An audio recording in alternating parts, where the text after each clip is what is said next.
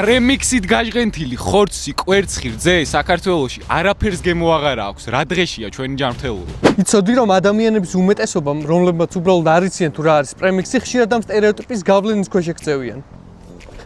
დღეს ერთი ფუდი დაამსხვრევს ამ მითს და განმარტავთ თუ რა არის ეს ბევრის აზრით საშინელი დანამატი. სანამ ამ ყველაფერს განმარტავთ, იქამდე გთხოვთ გამოგვიწეროთ და დაალაიქოთ ვიდეო.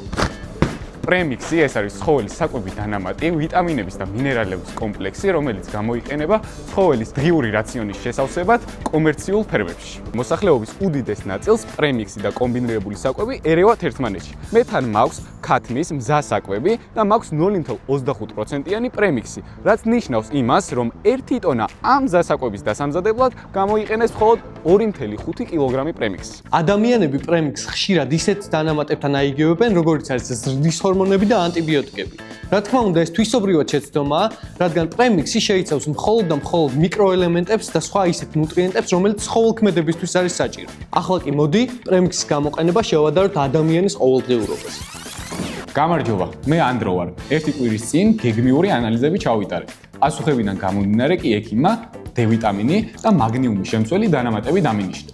ისმის კითხვა: იმოქმედებს თუ არა ეს ყოველი უარყოფითად ჩემს ჯანმრთელობაზე, თუ მას უსაფრთხო დოზით მივიღებ? რა თქმა უნდა, არა. სწორედ ამ მიზანს ემსახურება პრემიქსი. კომერციული დანიშნულების ფერმებში აუცილებელია, რომ ცხოველმა საკვებიდან შეითვისოს ყველა საჭირო ნუტრიენტი, მინერალი თუ ვიტამინი, რომელიც შეუძლებელია სწორხაზოვანი კვების შემთხვევაში, ისეთი როგორც არის მხოლოდ სიმინდით, ხორბლით ან რაიმე მსგავსი რაციონით.